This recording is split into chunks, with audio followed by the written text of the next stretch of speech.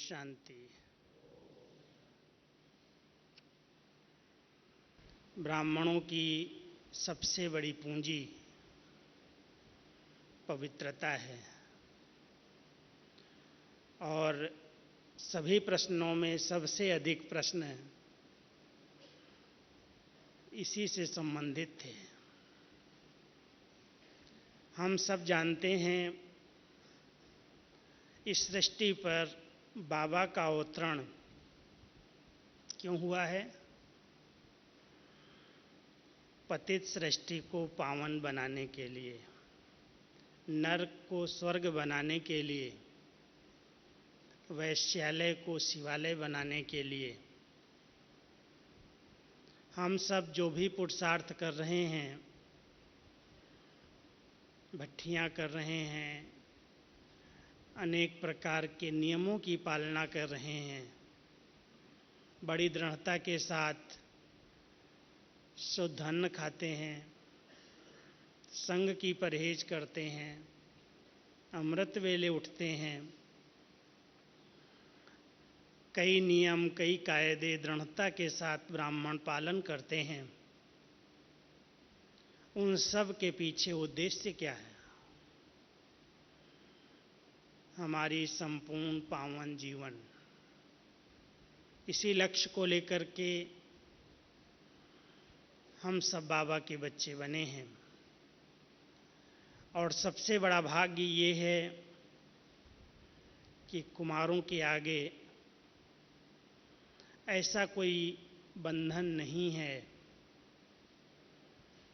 जो उन्हें पवित्रता के मार्ग पर चलने में रोक सके। उनके पास अपनी शक्ति है, आत्मविश्वास है, समझ का बल है और उसके आधार से वो अपनी ये जीवन पवित्र और योगी बनाकर चल सकते हैं, चल रहे हैं। लेकिन कोई भी योद्धा जब युद्ध के मैदान में आता है तो केवल एक तरफ से युद्ध नहीं होती। हम सब ने माया को चैलेंज की। कलयुग में जिस बात को लोगों ने असंभव कहा है, संत महात्माओं ने, बड़े बड़े ऋषियों ने भी जिस बात की पालना के लिए बहुत कुछ त्याग कर दिया, घर का त्याग किया, पत्नी का त्याग किया, अपने कारोबार का त्याग किया कि हम पवित्र जीवन जिएंगे, बहुत संन्यास करके, मेहनत करके, सब कुछ छोड़ करके गए। फिर भी वो कहते हैं ये तो आग और कपूस वाली बात है, पवित्र जीवन जीना इतना सरल नहीं है। बाबा इस समय सृष्टि मंच पर जब अवतरित हुए तो अपने बच्चों को यही पाठ पढ़ाया, सत्य गीता का ज्ञान उच्चारण किया और इसी बात के ऊपर आप सबको पता है इस विद्यालय के अंदर अनेक प्रकार की समस्याएं आई, पेपर आए, बहुत विरोध हुए। लोग कहते थे बाबा आपका ज्ञान बड़ा ऊंचा है, लेकिन ये जो बात आप कहते हो इसको थोड़ी ढील दे दो। काम महाशत्रु, ये तो बड़ी असंभव सी बात है, कैसे हो सकता है कलयुग के अंदर? बाबा कहते थे ये मैं थोड़ी कहता हूँ। लौकिक में दादा ब्रह्मा बाबा को सब आकर के यही कहते थे कि बाबा सिर्फ इस बात में अगर ढील दे दो तो आपकी संस्था तो कितनी आगे बढ़ जाएगी। और बाबा कहते थे बच्चे इसमें ढील कहने की क्या बात है, जब नई दुनिया बनानी है, भगवान को सृष्टि पर स्वर्ग की रचना करनी है और वो आया इसीलिए है कि सृष्टि को पावन बनाना है। तो बाबा ने इस बात में कुछ भी सहन करना पड़े, कितना सामना, कितना विरोध सहन किया, अपने ही पराये हो गए इस बात के कारण, लेकिन इसमें कोई भी प्रकार का समझौता नहीं किया, क्योंकि ये हमारे इस विद्यालय की नींव है। ज्ञान योग की धारणा की ये फाउंडेशन को हम कैसे हिला सकते हैं। आप हम सब ने जो ये जीवन जी है, हम बाबा के बच्चे बने हैं। हम एक दिन शुरू में जब मधुबन में आए तो दीदी ने मुझसे एक प्रश्न किया था, दीदी मनमोहिनी ने, तुम ब्रह्मा कुमार हो? तो मेरे मुख से निकला हाँ जी।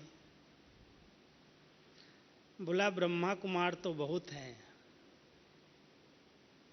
लेकिन तुम तपस्वी कुमार हो? मैंने कहा बनूंगा। आप सब ब्रह्मा कुमार तो बन गए हैं, सफ़ेद ड्रेस पहन ली, बैज पहन लिया, स्वच्छ हैं, कई प्रकार के झंझटों से, कई प्रकार की बातों से छुटकारा पा चुके हैं।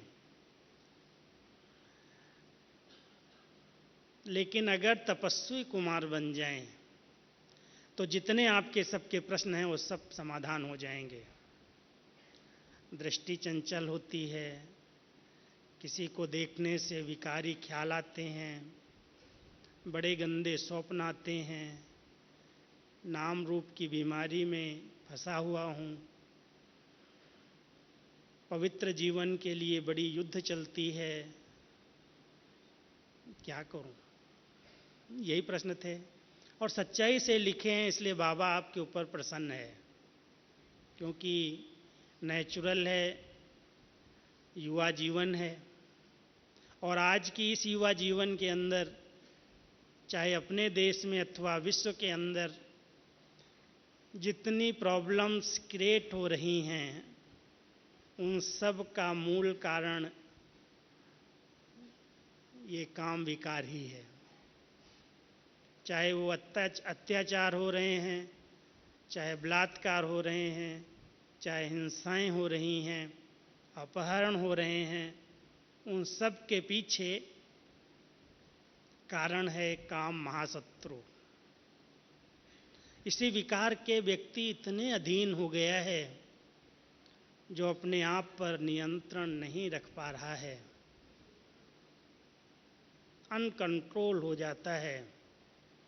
भले उसको थोड़े समय के बाद जेल की हवा खानी पड़ती है, पश्चाताप होता है, खून के आंसू भी आते हैं, बहुत दुख होता है, लेकिन पूछो आपने ऐसा क्यों कर लिया, तो उसके अंदर की आह निकलती है कि मैं चाहता नहीं था, परवश हो गया। ये कर्म इंद्रियां इतनी तीव्रता से उत्तेजित हो जाती हैं, अगर उसने थोड़ा समय अपने विवेक का कहना नहीं माना, विवेक मना करता है, ऐसे नहीं मना नहीं करता है, चाहे ज्ञान हो या न हो, लेकिन हर एक के साथ, मन के साथ बुद्धि है, और वो मन जब उत्तेजित होता है तो बुद्धि उसको सलाह देती है ठीक नहीं है। लेकिन इतनी तेज उत्तेजना होती है, मन को कर्मेंद्रियों का साथ मिलता है, और कर्मेंद्रियों का साथ मिलने के कारण उत्तेजित होकर के वो बिना बुद्धि के, बिना विवेक के गलत कर्म कर लेता है, अधीन होकर के। उसके बाद उसको भले कितनी भी सजा खानी पड़े, पश्चाताप करना पड़े, रोना पड़े, फिर भी वो कहता है क्या करूं, इतनी तीव्रता थी जो मैं अपने आप को कंट्रोल नहीं कर पाया। अगर हम सब राजयोगी बाबा के बच्चे भी इसी प्रकार के प्रश्न करें जो हम अभ्यास कर रहे हैं, आज भी बाबा की मुरली में स्लोगन था, योगी वो है जिसकी एक एक कर्म इंद्रिय शीतल है। वही स्वराज्य अधिकारी है। पहले दिन से हम सब ये बार बार मुरली के अंदर पढ़ रहे हैं। बाबा हम सबको यही पाठ रोज पढ़ा रहा है। हे बच्चे, आप एक चैतन्य शक्ति आत्मा हो, आप इन कर्म इंद्रियों की मालिक हो, आप स्वराज्य अधिकारी हो, मन बुद्धि संस्कार आपके पहले मुख्यमंत्री हैं और ये कर्म इंद्रियां आपकी कर्मचारी हैं। सबने पढ़ा है ना, यही पाठ पढ़ते हैं ना। और पवित्र जीवन की आवश्यकता क्यों है? ये कलयुग में तुम्हारा अंतिम जन्म है, अंतिम जन्म है। और अंतिम जन्म की ये कुछ समय की अंतिम घड़ियां हैं। वापस घर चलना है। जिस तरह से तुम आत्मा इस सृष्टि मंच पर आई थी, पावन स्वच्छ, उसी स्वरूप में स्थित होकर के वापस चलना है। इसलिए इस अंतिम घड़ियों में अब कोई नया हिसाब किताब नहीं बनाना। जो पुराने बने हुए थे उनको योग बल से, कुछ भोग के कुछ योग से चुकतू करना। ये बाबा की बातें सुना रहा हूं मैं। बाबा हम सबको रोज मुरली के अंदर कहीं न कहीं से ये बात पढ़ाता है। ये अंतिम घड़ी है, अंतिम श्वास है, तुमको वापस चलना है, हिसाब किताब चुकतू करने हैं। और चुकतू करने के समय अगर मैं नया बना लूं तो मेरे जैसा कौन होगा ज्ञानी। इसलिए हर एक ध्यान देना। बहुत बहुत भाग्यवान हो जो अभी कोई नया क्रिएट नहीं हुआ है। कोई भी इंद्रिय के अधीन होकर के नया हिसाब किताब बना नहीं लेना। युद्ध होगी, मेहनत लगेगी। ऐसा नहीं मैं कहता हूं कि कोई के आगे, मेरे आगे बातें नहीं आई, आती हैं हर एक के आगे।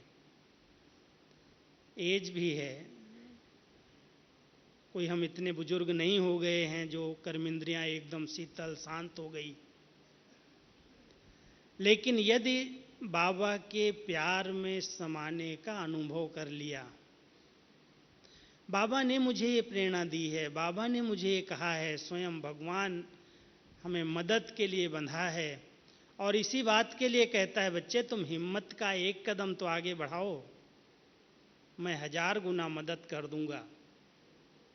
हिम्मत का संकल्प रखो, कुछ भी आए, कितने भी हार्मोन्स उत्तेजित हों, कर्मेंद्रियों के अंदर कितनी भी उछलता आए, लेकिन मैं तो एक परम पवित्र शुद्ध आत्मा हूं। मेरा अनादि स्वरूप बिल्कुल पवित्र है, स्वच्छ है। मैं तो पवित्रता का अवतार हूं और बाबा को मेरे इस पवित्र संकल्प की मदद की आवश्यकता है सतयुग बनाने के लिए। और उसको कुछ नहीं चाहिए। स्वर्ग की रचना के लिए, जैसे कहते हैं, विवेकानंद जी कहते थे कि अगर हमें 100 ब्रह्मचारी मिल जाएं तो हम दुनिया को बदल सकते हैं। बाबा को भी इस सतयुगी दुनिया की स्थापना के लिए, इस कलयुगी गोवर्धन पर्वत को उठाने के लिए इसी बल की आवश्यकता है। सब बच्चों का बल चाहिए। कर तो अकेले भी सकता है, लेकिन कहता है अगर मैं अकेले कर दूंगा तो तुम्हें उसका फल कैसे मिलेगा। इसलिए तुम सब बच्चे मेरे इस कार्य में मदद करो। उसके लिए भले कितनी भी मेहनत करनी पड़े, तपस्या करो। आत्म अभिमानी स्थिति में रहना ही तपस्या है। त्याग है देह अभिमान का। बाबा ने साधनों का त्याग, घर का त्याग, परिवार का त्याग, कर्म का त्याग नहीं सिखाया।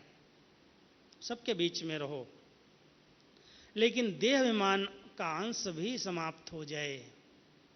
अब इसके लिए तपस्या करनी पड़ेगी, क्योंकि देह अभिमान इतनी जल्दी समाप्त नहीं होता, मेहनत है। 84 जन्म इसके साथ हम रहे हैं। भले 21 जन्म हम पवित्र थे, पावन थे, सतयुग की प्रारब्ध भोग रहे थे, कोई मेहनत नहीं थी, कर्म अकर्म हो रहे थे, श्रेष्ठ और विकर्म से हम बचे हुए थे। लेकिन द्वापर शुरू होते ही आत्मा जब अपने स्व कॉन्शियस को, सेल्फ को भूलती, बॉडी कॉन्शियस के अंदर आती है, विकारी बन जाती है। भोग बल की सृष्टि की शुरुआत हो जाती है। वो तो द्वापर था, बहुत कम विकार थे, मास में, 2 मास में, 7-6 मास में। लेकिन आज कलयुग के अंदर इसकी तो विषय वैतरणी नदी बह रही है। बाबा इसको कहते हैं, ये विषय वैतरणी नदी है, विकारों की नदी है, और हर व्यक्ति उसके अंदर डूबा हुआ है। हम सबको नदी के बहाव के एक विपरीत दिशा को पकड़ा है। सोचना, विचार करना, अगर बहाव कहीं इधर की ओर हो और कोई बहाव के विपरीत तैरने की कोशिश करे तो उसको मेहनत लगेगी कि नहीं? लगेगी ना। क्योंकि सारी दुनिया जिधर जा रही है, हम सब ने रास्ता ही लिया है कि हमको इधर नहीं जाना है, इधर जाना, ऊपर जाना है। लेकिन हमारा साथी बहुत समर्थ है, सर्वशक्तिमान है, इसलिए डरना और घबराना नहीं, यह असंभव नहीं है। हर ब्राह्मण आत्मा के लिए इस संगम पर यह बहुत संभव और सहज है। मेहनत के चिन्ह भी चेहरे पर ना आए, नहीं तो डॉक्टर्स कहने लगते हैं, आप लोग क्यों हट करते हो, ये ब्रह्मचर्य ब्रह्मचर्य किसने तुमको सुना दिया, ये थोड़ी इस एज में पालन किया जाता है, इसी के कारण तुमको टेंशन पैदा हुआ है, इसी के कारण तुमको रोग हो गया है, इसको छोड़ दो। अगर कोई ऐसी युद्ध करते करते अपने चेहरे को उदास कर ले, बहुत सोचने लगे, बहुत विचार करने लगे, तो जरूर डिप्रेशन में चला जाएगा, और डिप्रेशन में जाएगा तो सब कहेंगे इसे तो अच्छा है तुम भाई शादी कर लेना, क्यों मेहनत कर रहा है। इसलिए बहुत सरल सहज योगी बनना है। कैसे बनेंगे? कुछ परहेज कर लो तो कोई बड़ी बात नहीं है, परहेज जरूरी है। हमारे युवा जितने कुमारों की ये कंप्लेन हमने पढ़ी देखी, उसका मूल कारण है कहीं ना कहीं लूज है, कहीं ना कहीं लीकेज जरूर है, तब ये माया बहुत परेशान करती है। और उस लीकेज पर सोचते हैं तो सब कर रहे हैं ना, वो भी करता है, वो भी करता है, तो संसार उसी के आधार से चल रहा है। यदि लीकेज को हम समाप्त कर दें तो युद्ध है ही नहीं। बहुत सहज जीवन है, बहुत सुंदर पवित्र जीवन है, और इतनी प्योर सुखदायी जीवन है कि जिसमें कोई दुख आ ही नहीं सकता। क्योंकि बाबा तो कहता है जहाँ पवित्रता है वहाँ उसके दोनों बच्चे, सुख और शांति। पवित्रता जननी है, सुख शांति उसके बच्चे हैं। अगर मैंने पवित्रता को दिल से पालन किया है तो दुख और अशांति तो हमारे समीप आ ही नहीं सकते। ध्यान दो, सिर्फ ध्यान दो, लीकेज कहाँ है, कौन सी ऐसी लीकेज है जो बार बार परेशान करती है, युद्ध कराती है। क्या हम अश्लील चीजें देख रहे हैं, पढ़ रहे हैं, इंटरेस्ट है, कोई भी ऐसी फोटो देखूं, ऐसा कोई नॉवेल पढ़ूं, ऐसी कोई पुस्तकें पढ़ूं, ऐसे कोई गीत सुनूं, या तो देखने का इंटरेस्ट है, या फिर कुछ ऐसा खाते हैं उत्तेजित करने वाले पदार्थ जो कर्म इंद्रियों को शांत नहीं रहने देते हैं, उत्तेजनाएं आती हैं, तेज मसाला, तेज खट्टा मीठा, गरम दूध, कितनी भी चीज़ें ऐसी हैं जो इंद्रियों को उत्तेजित कर देती हैं।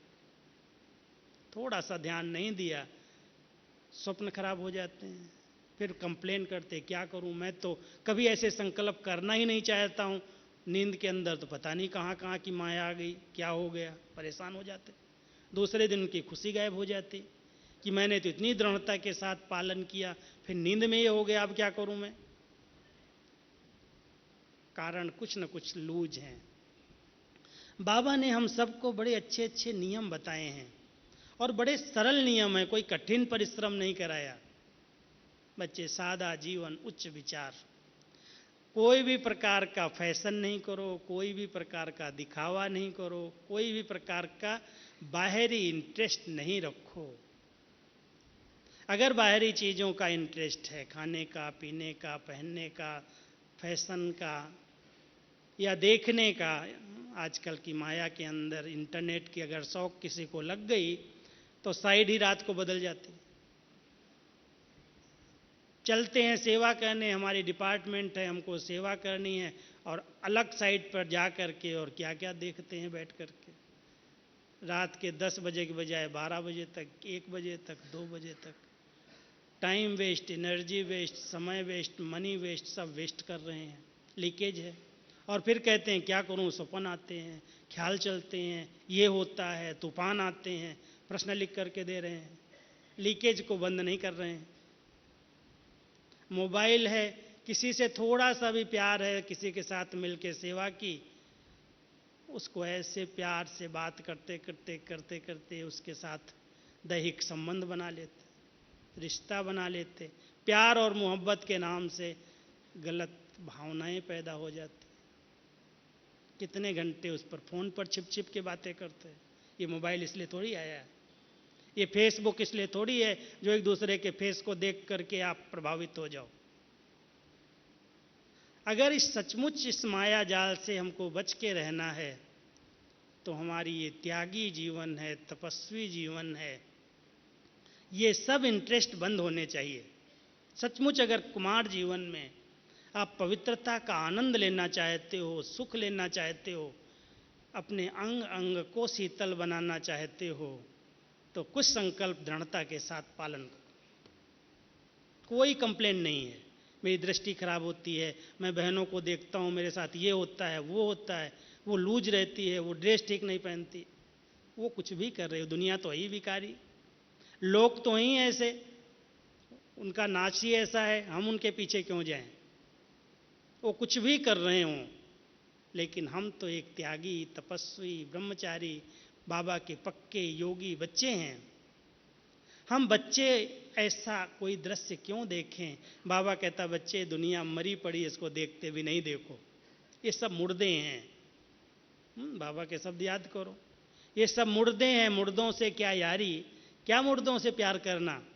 शरीर को बाबा ने क्या कहा, कल कहा ये तो लोथ है मिट्टी का, आत्मा अगर इससे निकल जाती है, कितना सुंदर हो, कितना रूपवान हो, कितना गुणवान हो, कितना आपका प्यारा हो, आप एक दिन भी रख के अपने पास बैठ जाओ, बैठोगे।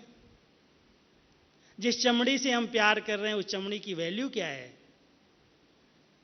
लेकिन एक व्यक्ति इस बात को रियलाइज नहीं कर पा रहा है, महसूस नहीं कर पा रहा है, इसलिए वो युद्ध करता, परेशान होता और अनेक प्रकार के प्रश्नों के उलझन में उलझ रहा है। मैं आप सब बाबा के पवित्र योगी बच्चों से केवल ये रिक्वेस्ट करने आया हूं, कोई भी प्रकार की ऐसी आदत हो जिसमें साधारणता हो, लौकिकता हो, उस लौकिकता को अलौकिकता में परिवर्तित कर दो। हंसना, बोलना, बैठना, खाना, छिप करके बातें करना, बहुत सारी ऐसी बातें हैं, क्या बताऊं मैं आपको। आप कहेंगे आपको क्या पता है, आप तो हेडक्वार्टर में बैठे हो। लेकिन सारे संसार का समाचार दादियों के पास आता है और उत्तर देने का सेवा मुझे करनी पड़ती है। इसलिए मुझे पता चलता है कहाँ क्या हो रहा है, किस सेंटर पर क्या हो रहा है। मैं बताता नहीं हूँ क्योंकि बाबा ने मुझे सीक्रेट रखा है, मुझे क्यों बताना किसी की कहानी को। लेकिन जितनी लीकेज है, जितना व्यर्थ का वातावरण है, जितने विघ्न हैं, अगर सचमुच उसकी गहराई में हम जाएं तो यही सबसे बड़ा विघ्न है यज्ञ के अंदर, कोई विघ्न ही नहीं है। यदि सचमुच हम सब पवित्र कुमार कुमारियां, सब पवित्र बाबा के बच्चे अपनी संपूर्ण धारणा को दृढ़ता के साथ अपना लें तो आज ये यज्ञ एकदम प्रत्यक्ष हो जाएगा, बाबा एकदम उसका नाम बाला हो जाएगा। लेकिन लीकेज पर ध्यान नहीं है। हम सब अपने लीकेज को बहुत महीनता से चेक करें, देखें। वैसे लीकेज का जल्दी पता नहीं चलता है, बहुत मशीनें लगाई जाती, खोज की जाती है। आप देखा होगा हमारे ज्ञान सरोवर में 3 डैम बनाए गए, हर साल उसमें पानी आता है और लीक हो जाता है। कितनी मेहनत, कितना खर्चा किया गया कि भाई इसका पानी सेफ रखा जाए, काम आएगा समय पर। जितना भी करो वो कहीं ना कहीं से दरार पड़ी हुई होगी, कभी भूकंप आया होगा, अंदर की दरार को परख नहीं पाते, ऊपर से सीमेंट लगाते रहते, पानी भरता और बह जाता। ऐसे ही हम भी कर रहे हैं। कोई ना कोई ऐसी दरार है पिछले कर्मों की, पिछले जन्मों की, पिछले हिसाब किताब की। ऊपर से ज्ञान रतन आ रहा है, योग लगा रहे हैं, मेहनत कर रहे हैं, सब शक्तियां आ रही हैं और बह के खत्म हो रही हैं। हम सब ध्यान दें। बहुत सूक्ष्म लीकेज को चेक करने के लिए एकांतवासी बनने की जरूरत है। कुछ समय के लिए एकांत में चले जाओ, बाह्य मुक्ता को अंतर्मुक्ता में परिवर्तित करो। जितने रस हैं बाह्य मुक्ता के हैं, देखना, सुनना, खाना, घूमना, पहनना, बोलना, कहीं पर भी व्यक्त और व्यर्थ ये दो चीजें अधिक मात्रा में हैं तो वहां पर अनेक विघ्न हैं और पवित्रता का खंडन हो रहा है। व्यक्त और व्यर्थ एक प्रतिज्ञा के रूप में कि मैं इस भट्ठी से व्यक्त और व्यर्थ को छोड़ के जाऊं। व्यक्त वातावरण, व्यक्त बातों में मैं नहीं आऊंगा, कुछ भी हो जाए। कितना भी लोग हमें व्यक्त में लाना चाहें, हंसी मजाक, देखना, उठना, बैठना, साथ में पिकनिक, खाना पीना, तो नेचुरल है जहां लूज हो गए वहां पर सहज नहीं है पवित्र जीवन जीना, मेहनत है। और अगर टाइट हैं, बिल्कुल हैं, मर्यादित हैं, परिवार है, परिवार में अगर भाई बहन साथ में रहते हैं तो ऐसा थोड़ी है इतने बंधन होते हैं, बड़े प्यार से रहते हैं, लेकिन कभी दृष्टि चंचल नहीं होती, कभी अपनी बहन के ऊपर किसी की विकारी दृष्टि नहीं जाती। बाबा कहता है तमोगुणी दुनिया है, कोई कोई उनके साथ भी ऐसा कर लेते, बहुत पतित हैं। हम इतने पतित, इतने गिरे हुए तो नहीं हैं। बाबा ने हम सबको बहुत बचाया है। इसलिए आप जहां पर भी हैं, जैसे भी हैं, सचमुच अगर ये पवित्र और योगी जीवन जीना ही है, हमें ऐसी जीवन बाबा ने दी है और हम बाबा के कार्य को संपन्न करने के लिए सबसे आगे की राइट हैंड भुजा हैं। बेचारे प्रवृत्ति वालों के आगे तो बंधन है ही। भले दोनों ज्ञान में चलते हों फिर भी कहीं ना कहीं माया प्रवेश कर सकती है, उनके पास चांस हैं। हम लोगों के पास क्या चांस है? तूफान मान लो 5 मिनट, 2 मिनट, 3 मिनट आया भी, बाबा को याद किया, शक्ति ली, चेंज हो जाएंगे। उनके आगे तूफान आ गया तो फेल हो जाएंगे। इसलिए ध्यान देना कि बाबा ने आप हम सबको बहुत बचाया है। शुक्रिया बाबा आपका, जो कोई आगे पीछे कोई बंधन नहीं, कोई लफड़ा नहीं, सेवा की मस्त। 2 रोटी बाबा खिलाएगा, प्यार से खाया, नहीं कोई बनाने वाला, अपने हाथ से बनाया और खाया, उसमें योग के वाइब्रेशन भर दिया, शुद्ध अन्न खा लिया, मन शुद्ध हो जाएगा। आजकल इतने अच्छे अच्छे साधन हैं। कल प्रश्न भाई पूछ रहे थे, मैं इतना बिजी रहता हूं। कितना भी बिजी रहो, आप स्नान करने जाते हो, आधा घंटा आपको अगर स्नान के लिए चाहिए, आधा घंटे में आपका भोजन तैयार हो सकता है। आप ऐसे कुकर निकले हैं, ऑटोमेटिक कुकर निकले हैं, आप रख दो उसके अंदर दाल चावल, आप खिचड़ी बना के खा लो, आप कोई साधन बना के, जो चाहिए आजकल सहज हैं। ऐसे ऐसे इलेक्ट्रॉनिक साधन हैं, कोई मेहनत नहीं है भोजन बनाने में। अपने लिए और दूसरे पर अधीन हो जाएं, पराधीन हो जाएं कि बहनें हमें भोजन खिलाएं, सेंटर से भोजन मिल जाए, इधर से मिल जाए, उधर से मिल जाए, क्यों किसी पर अधीन हो? अगर आप सचमुच योगी, पवित्र, बहुत निर्मल जीवन जीना चाहते हो तो इस पराधीनता के अधीन हम क्यों हो जाएं, क्यों हम पराधीन बने? 2 रोटी बनाओ, खाओ। अगर रोटी बनाना नहीं आता, खिचड़ी बना के खा लो, जो बनाना सहज लगे खा लो। अपने हाथ का बनाया हुआ बड़ा मीठा लगता है। जब हम पढ़ाई करते थे ना, 2 साल तक हम किसी के हाथ का खाया नहीं, बहुत पक्के, और कोई नियम पता नहीं था, लेकिन भोजन का जरूर पता था। कभी किसी के हाथ का नहीं खाया, अपने हाथ से बनाया खाया। बाबा ने सब कुछ सिखाया और आज तक भी इस पर डिपेंड नहीं है, अपने आप बना के खा सकते हैं। इसलिए आप कहीं पर भी रहो, अगर अन्न की परहेज कर लिया, संग की परहेज कर लिया, पढ़ाई की परहेज कर लिया और अमृत वेले पर संपूर्ण ध्यान दिया, तो योग ही एक ऐसी शक्ति है जो आपकी हर कर्मेंद्रिय को शीतल बना देगी। मैं आपको नंबरवार 6-7 बातें बताता हूं जो आपको पवित्रता में बहुत सहज अनुभव होगा। कोई तूफान आएंगे ही नहीं। मैंने एक नियम बना के रखे हैं। एक तो सदा ध्यान रखता हूं मैं बिजी रहूं, तन भी थके। जैसे कल दीदी कह रही थी कि कई कहते हैं नींद नहीं आती है, नींद नहीं आएगी तो क्या करेंगे, इधर के स्वप्न, इधर के विचार, उन्हीं में उलझे रहेंगे, नींद कैसे आएगी। जितना हो सके दिन में भी कम से कम रेस्ट जरूरी कोई को है तो करो, नहीं तो रेस्ट नहीं करनी है। शरीर को, तन को और मन को बिजी रख करके अपने मन को बहुत शुद्ध बनाया जा सकता है। पढ़ाई करो, मुरलियाँ पढ़ो, क्लासेज पढ़ो, किताबें ज्ञान की हैं उनको पढ़ो, अच्छा अच्छा चिंतन दो, अच्छा अच्छा भोजन दो। जितना आप लिखेंगे, पढ़ेंगे, आदत डाल लेंगे, उतना व्यर्थ के इधर उधर के विचार नहीं आएंगे। लेकिन ये किताब पढ़ लूँ, वो देखूँ, टीवी देखूँ, सीरियल देखूँ, उसमें इंटरेस्ट चला गया, तो आज ज्ञान के साथ साथ उसके अंदर सब कुछ है जो हमारे विचारों को मैला करने वाला है। इसलिए हमें वो चीज़ें जो हमारे विचारों को दूषित करती हैं वो मुझे नहीं देखनी है। तो ध्यान है पहला ध्यान।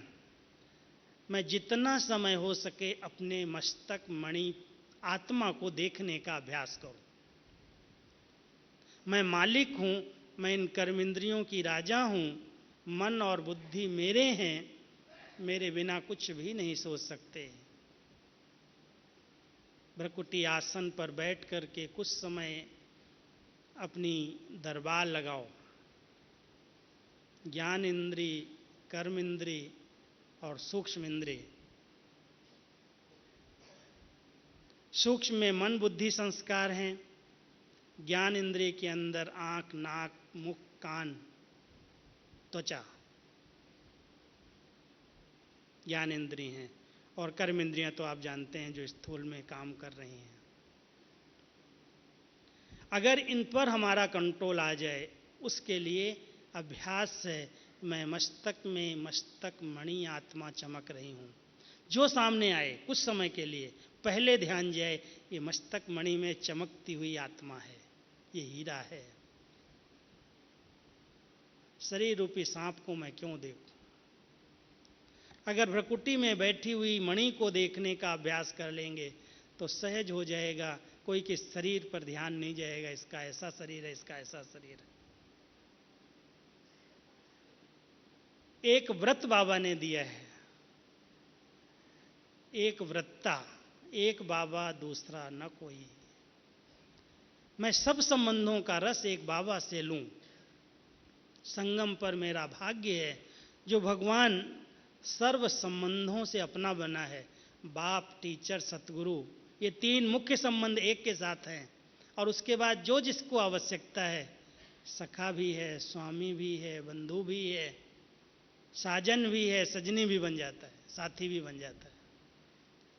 जिस स्वरूप से बच्चे के रूप में, साजन के रूप में, सजनी के रूप में, फ्रेंड के रूप में, बाबा कहता है मैं तो गोल गोल बिंदु हूँ, जैसा चाहिए मुझे घुमा लो, मैं बन जाता हूँ। लेकिन सच्चे दिल से मुझे याद करोगे तो मैं साथ निभाऊंगा। एक वृत्ता बन के रहो। एक बाबा पर अगर सचमुच आधारित हो गए, बाबा आपको कहीं ना कहीं से मदद के लिए बंध जाएगा। कुमारों का एक जगह संगठन मैंने देखा, मैं जब भारत के कोने कोने में जाता हूँ, एक जगह का करीब 12-15 कुमारों का संगठन था। एक कुमार का चलते चलते बहुत सेवा करता था, सेंटर की समर्पित थी, जैसे नौकरी भी थी, लेकिन ऐसी सेवाधारी था बेचारा, सारा दिन रात जो बहने कहे हाँ जी हाँ जी हाँ जी।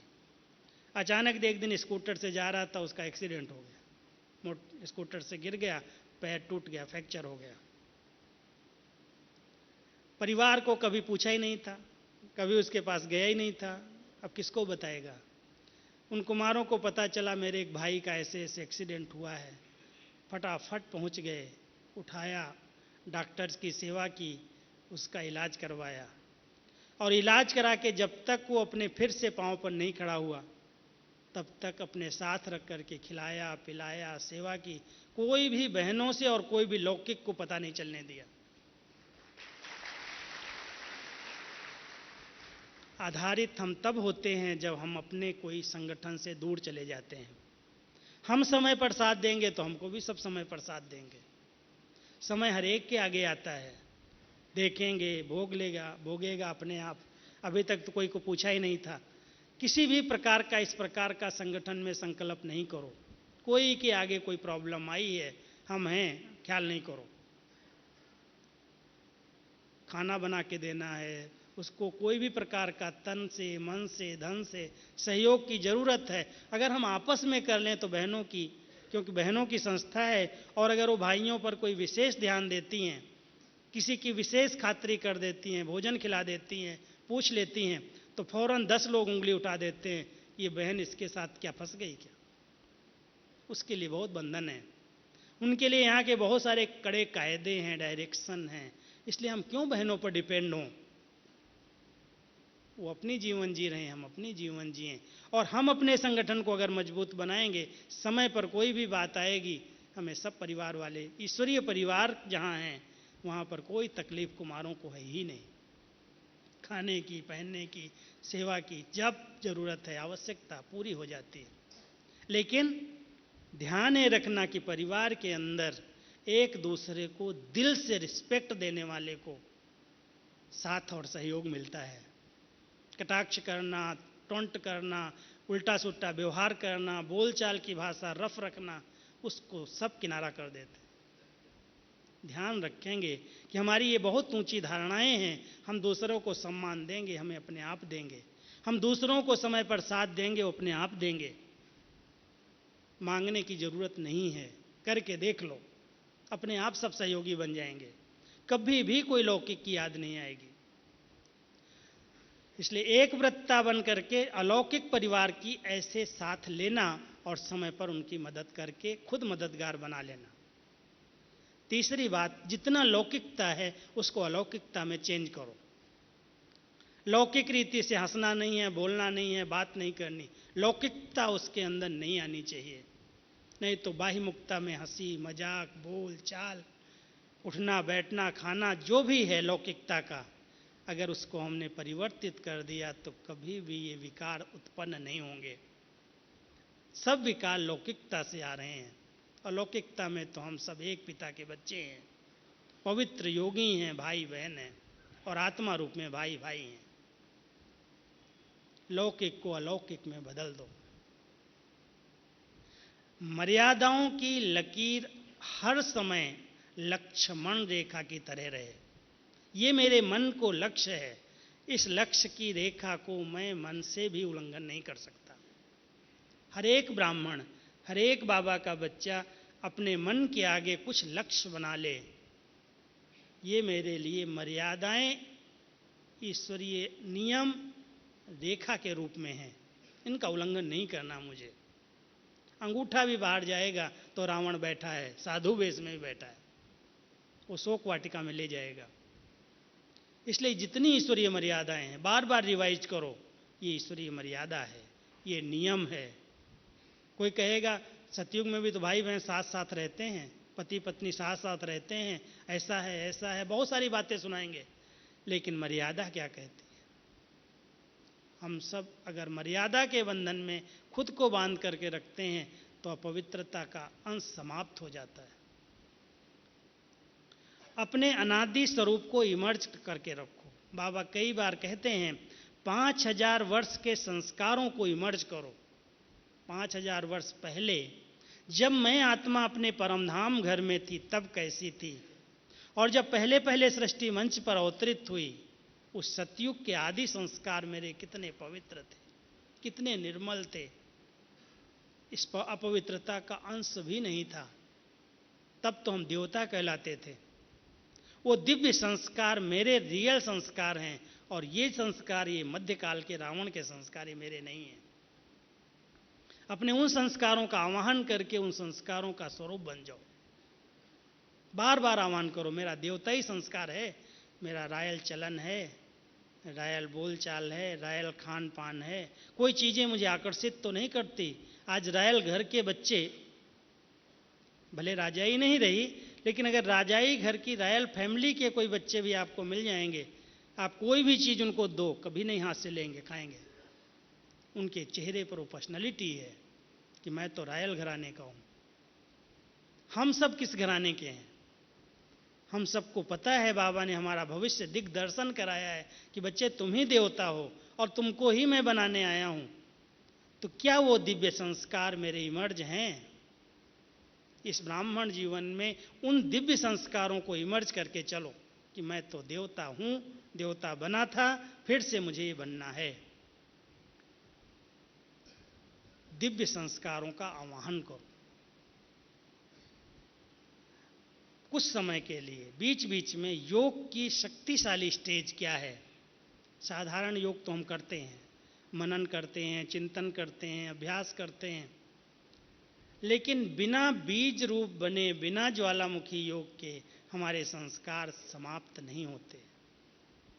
जो संस्कार 10 साल पहले थे, आज भी हैं, आगे भी रहेंगे। अगर मैंने उसके लिए स्पेशल योग नहीं किया है तो योग अग्नि है, और अग्नि के अंदर अपने संस्कारों को भस्म किया जा सकता है। लेकिन अगर मेरा योग केवल साधारण है, मनन कर रहे हैं, चिंतन कर रहे हैं, भाग्य का अनुभव कर रहे हैं, रोज मुरली सुन रहे हैं, योग कर रहे हैं, लेकिन संस्कार नहीं परिवर्तित होते, माना कि योग पर इतना अटेंशन नहीं है कि मैं 1 घंटा, आधा घंटा भी उस पावरफुल रूप में, एक बाबा दूसरा न कोई, पवित्रता का अवतार बन करके बैठूं। जहां योग बल है वहां पवित्रता का बल साथ साथ है। आत्मा अपने आप सब मैल उसकी निकल जाएगी। जैसे तेज आग के अंदर सोना डाल दो, तेज आग के अंदर लोहा डाल दो, पानी जैसा हो जाए, पिघल जाएगा। सोना डाल दो, उसके अंदर जितनी अलाय होगी अलग हो जाएगी, प्योर हो जाएगा। योग ऐसी अग्नि है, कोई भी प्रकार की मिक्स देहमान वाली खाद वो अपने आप भस्म हो जाएगी, परिवर्तित हो जाएगी, बहुत निर्मल बन जाएंगी, निशानी दिखाई देगी। अगर सचमुच मैं योगी हूं ना, तो मेरा चिड़चिड़ापन, मेरी उत्तेजनाएं, मेरी कर्म इंद्रियां अपने आप शीतल सरल, व्यवहार इतना मधुर हो जाएगा, सब अपने लगेंगे। हम तो दादियों को समीप से देखते हैं ना, ऐसी प्यारी लगती हैं, इतना निर्मल लगती हैं, जैसे इनके अंदर कोई दोष नहीं रहा, बिल्कुल निर्दोष, प्योर, स्वच्छ दिखाई देती। दादी, अभी गुलजार दादी का चेहरा देखो, जानकी दादी का देखो। हमने प्रकाशमणि दादी के साथ बैठ करके कितने कितने घंटे काम किया होगा। जितने पत्र आते थे दादी के पास मैं ले जाता था, अकेले में, हम और दादी, कोई दूसरा नहीं। सब सुनाते थे, दादी से लिखवाते थे, बुलवाते थे। इतनी निर्मल, इतनी निर्दोष, कोई के प्रति ईर्ष्या नहीं, द्वेष नहीं, घृणा नहीं, कोई के प्रति वैर नहीं। सब बाबा के बच्चे आगे बढ़े, सबका कल्याण हो, सबका भला हो। कैसे बनाया ऐसी स्थिति? बिल्कुल निर्मल बन गई, पवित्र बन गई, अस्वच्छता निकल गई अंदर से, सब गुण आ जाएंगे। इस योग से अपने आप लगेगा हम तो बहुत पवित्र आत्मा है। साथ साथ स्वमान का रोज अभ्यास करो, नया नया स्वमान लेकर के। अपने स्वमान में स्थित है, मैं आत्मा परम पवित्र हूँ, मैं विजयी रतन हूँ, मैं विघ्न विनाशक हूँ, मैं मास्टर सर्वशक्तिमान हूँ। रोज नए नए स्वमान लेकर के। एक बार मैंने लिस्ट निकाल के भेजी थी सेंटर्स पर, 365 स्वमान की। अव्यक्त मुरली पढ़ो, ढेर सारे स्वमान आपको रोज मिल जाएंगे, नया नया मिलेगा। स्टडी का शौक रखो, रात को सोते समय आधा घंटा अव्यक्त मुरली एक पढ़ लो, इतना अच्छा चिंतन मिल जाएगा, इतने अच्छे विचार मिल जाएंगे। आप सवेरे उठेंगे, जैसे लगेगा मैं तो ऊपर से सूक्ष्म तन से अवतरित हुआ हूं, बाबा ने मुझे भेजा है पाठ बजाने के लिए। रोज नया सामान लेकर के एक अच्छी स्थिति बना करके बैठ जाओ। इस प्रकार की कुछ बातें अगर ध्यान पर रहती है ना, तो ऐसे लगता है कि हमारा चिंतन अच्छा हो गया, हमारी विचारधाराएं शुद्ध हो गई। ये संकल्प जो भी ख्यालात आ रहे हैं, ये सब बहुत छोटे लगते हैं। मैं सचमुच बताऊं, ऐसे छोटे लगते हैं। कभी आ भी जाता है ना कोई ख्याल, किसका विकारी ख्याल आ गया, क्यों ख्याल आ गया, किस बात में मैं जा रहा हूं, ये तो मेरा है ही नहीं ना। एकदम मुख मुड़ जाता है। युद्ध नहीं लगती, घंटों चले गए, एक एक घंटा, दो दो घंटा उसी विचारों में चले गए, आया और खत्म हो गया। कोई भी बात आएगी, ऐसा नहीं लगेगा कि इस पर कैसे जीत पाऊं। बाबा हमारा साथी है, हम भगवान के बच्चे हैं, सर्व समर्थ हैं, सर्वशक्तिमान, हजार भुजाओं वाला हमारे साथ है। थोड़ा सा स्मृति में लाओ, है कौन किसके साथ? मैं अकेला थोड़ी हूं। इतने हजारों बाबा के बच्चे पवित्र और योगी बन रहे हैं। कैसे बन रहे हैं? जरूर कुछ मेहनत करके, अच्छी स्थिति बना करके। कोई ऐसे तो नहीं कि स्पेशल हमें दुआएं दे दी भगवान ने, किसी को दे दी स्पेशल, कोई स्पेशल नहीं दी। हर एक ने अपनी मेहनत से बाबा के द्वारा लिया है। आप थोड़ी सी मेहनत कर लो, अपने आप लगेगा मैं तो स्वराज्य अधिकारी आत्मा हूं, मैं मालिक हूं, मेरे बिना कहे ये मन कहीं नहीं जा सकता। बुद्धि कंट्रोल में, मन कंट्रोल में, इंद्रियां अपने आप शीतल हैं, शांत हैं। इसलिए हम ना कोई ऐसी चीज पढ़ते हैं, ना देखते हैं, ना ऐसा खान पान है, ना ऐसा संग है। कोई भी अगर विकारी बातें करे, कान बंद, मुझे नहीं सुनना है सब। वो ऐसा करता, वो ऐसे करता, आज ये हो गया, आज वो हो गया, क्यों ऐसे समाचार सुनूं और देखूं? क्यों मेरी बुद्धि को कोई समाचार खराब कर दे? थोड़ा सा अगर सचमुच त्यागी जीवन, वैरागी जीवन जी करके देखो, आपकी सब कंप्लेंट्स, जितने पत्र लिखे हैं आपने, क्वेश्चंस, सब फुल स्टॉप लग जाएंगे। लेकिन वैरागी जीवन जीना पड़ेगा। चेहरे से दिखाई दे, ये उदासी नहीं है, हम उदासी नहीं, उदास नहीं होते हैं, लेकिन वैराग्य वेहत का है। ये सब संसार मरा पड़ा है, ये जाने वाला है। हमारी नई दुनिया हमारे लिए आने वाली है, हम उसके लिए तैयारी कर रहे हैं। पुरानी दुनिया की कोई भी देह, संबंध, पदार्थ, व्यक्ति, वस्तु, कोई भी साधारणता मुझ आत्मा को खींच नहीं सकती, क्योंकि मुझे बाबा ने सब इच्छाएं पूरी कर दी, सब कामनाएं पूरी कर दी। एक बार बाबा ने मुरली चलाई थी, कामनाएं भी काम विकार का अंश हैं। अब विचार करके देखो, कामनाओं पर हमने जीत पाई है? कभी कभी मैं इस बात को पूछता हूं अपने आप से, कितनी कामनाएं, कितनी इच्छाएं रहती हैं व्यक्ति की? आगे बढ़ने की भी तो इच्छा है ना, कई प्रकार की कामनाएं, लेकिन वो कामनाएं जिनके अंदर विकारों की बदबू है, ऐसी कामनाओं का त्याग। मुझे कुछ नहीं चाहिए संसार में। क्या मुझे कोई व्यक्ति देगा? कोई वस्तु दे के मुझे फंसाएगा, पैसा दे के फंसाएगा? न मैं किसी पर प्रभावित हूं। कोई कितना भी अच्छा हो, कितना सेवाधारी हो, कितना रूपवान हो, कितना गुणवान हो, कितना धनवान हो, मुझे क्या चाहिए? मैं किसी के पास जाता हूं, सेंटर्स पर जाता हूं, मेरी कहीं पर भी किसी में आंख नहीं जाती है। जो करना है यज्ञ के लिए करेगा, मुझे क्या करना है? बाबा के लिए जो करना अपना भाग्य बनाए। कोई व्यक्ति मुझे दे करके अपने अधीन बना ले क्या? मेरे लिए स्पेशल? मैं कहता हूं मेरे लिए कुछ स्पेशल नहीं चाहिए।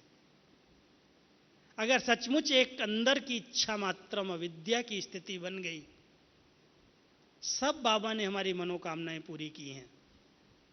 हमने बाबा की दिल से सेवा की है, यज्ञ की सेवा की है। कोई इच्छा है ही नहीं, कोई कामना है ही नहीं जो हमको कोई दे करके और अपने अधीन कर ले। जहां कामनाएं हैं वहां सामना नहीं किया जा सकता। अगर लौकिक में भी हमने कामना रखी कि हमारी प्रॉपर्टी है ना, मेरा अधिकार है, तो वो भी कहेंगे मेरा तेरे पर अधिकार है। वो भी जबरदस्ती करेंगे आपके साथ। कुछ नहीं चाहिए तेरा हिस्सा, ले जा तुम। हमको भगवान ने हाथ पैर दिए, हम कमा के 2 रोटी खा सकते हैं, क्यों हम अधिकार लेने के लिए लड़ेंगे?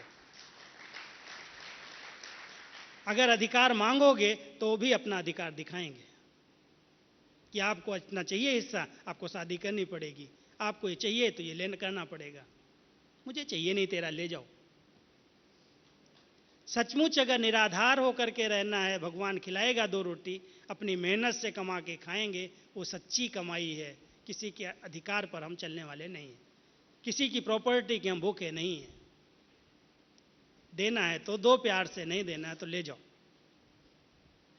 क्यों उसके पीछे केस करें, किससे करें, लड़ाई करें, झगड़ा करें? हम अपना टाइम क्यों वेस्ट करें? संगम बड़ा अमूल्य है। भगवान कहता है बच्चे एक एक क्षण अमूल्य है, और तुम इस अमूल्य क्षणों को ऐसे गंवा रहे हो, पैसे के पीछे, संबंधों के पीछे। मुझे कुछ नहीं चाहिए तेरा।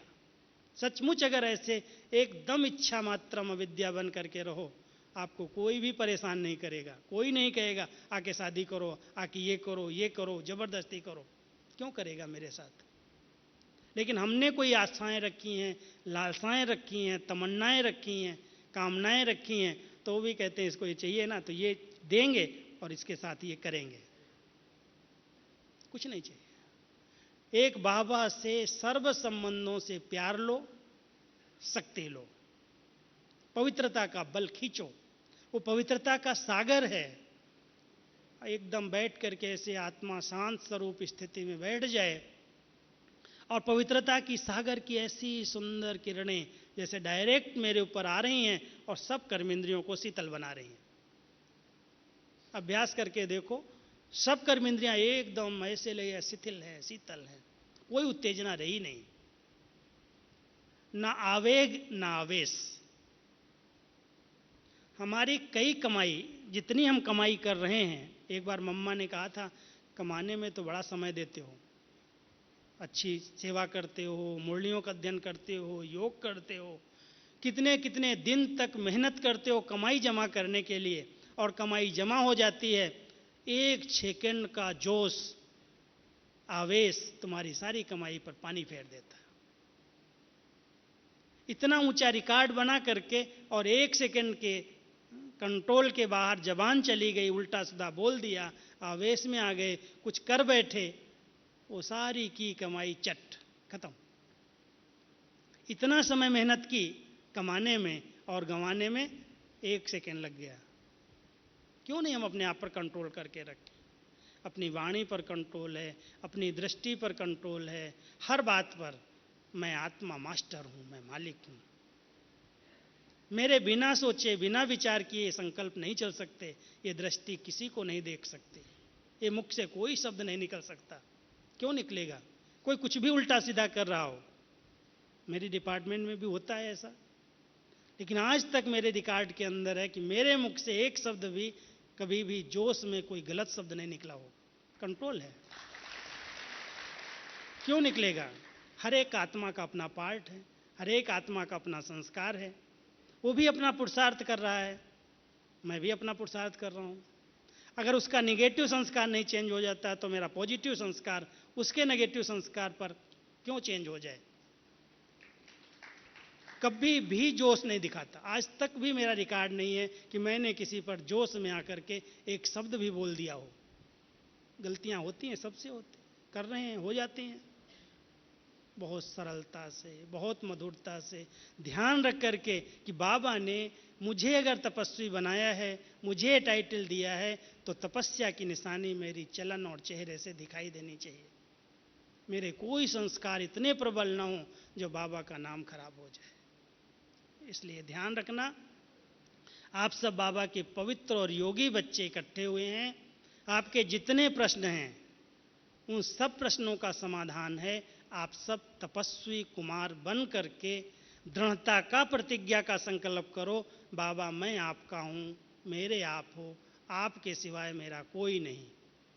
आप देखो आपकी दृष्टि की चंचलता, वृत्तियों की चंचलता, जितनी कर्मेंद्रियों की चंचलता है, सब शांत हो जाएगी। लगेगा कि इस भट्टी से मैं एक बाबा का बहुत पक्का पवित्र कुमार बन करके आया हूँ। अपवित्रता का अंश भी समाप्त हो गया। हम योगी हैं, योद्धे नहीं। हम विजयी हैं, हार खाने वाले नहीं। माया जीत बन करके, विजयी बन करके, कितनी भी विकराल माया हो, लेकिन हमारे लिए वो कागज का शेर है। एक सेकंड में उसको जला दूं। अगर ऐसी पवित्र दृष्टि है, रूहानियत की वृत्ति है, संस्कारों में शीतलता है, मैं समझता हूँ अपने आप ये पवित्रता की धारणा इतनी सहज हो जाएगी, इतनी सहज हो जाएगी, जो कोई भी अगर अपवित्र आत्मा भी मेरे सामने किसी खराब ख्याल से आएगी, हमारे शुद्ध विचार उसकी अपवित्रता को भी समाप्त कर देंगे। उसके विचार नेगेटिव, उसका प्रभाव मेरे ऊपर आ गया, उसने ऐसे लूज काम किया इसलिए मेरी दृष्टिवृत्ति चंचल हो गई। वो कैसी भी हो, मैं तो शक्तिशाली आत्मा हूं ना। मैं अपनी शक्तिशाली स्वरूप में रह करके उसको पवित्र दृष्टि से, शुभ भावना से उसकी कमियों को भी समाप्त करने में मदद करूं, उसकी कमियों के मैं अधीन न हो जाऊं। सदा ध्यान रखना, मैं एक शक्तिशाली आत्मा, मास्टर सर्वशक्तिमान हूँ। भगवान हमारा साथी है, वो हमारे साथ साथ हजार भुजाओं से ऊपर छत्र छाया बन करके है। इसलिए मेरे को डरना नहीं है, घबराना नहीं है और कभी भी हार नहीं खानी है। ठीक है? ऐसे विजयी बन के जाएंगे ना सभी? पक्के? सच? पक्के कुमार बन करके बाबा को प्रत्यक्ष करने की बागडोर अपने हाथ में ले लो। बाबा हम अपने आपको प्रत्यक्ष करके दिखाएंगे। तो बहुत बड़ी शक्ति सेना है। बहुत शक्ति माना ये नहीं है कि बहने की सेना है, शिव शक्ति पांडव सेना। शिव बाबा की शक्ति हमारे साथ है, हम उसके पांडव हैं और पांडवपति के साथ कंबाइंड हैं। इस स्मृति से हम सब विजयी बाबा के बच्चे बन करके अपनी धारणाएं ऊंचे से ऊंची रख करके दिखाएंगे और कोई भी प्रश्न लेकर के यहाँ से नहीं जाना। ठीक है? सब प्रसन्नचित है ना? सब प्रसन्नचित? ओके, ओम शांति।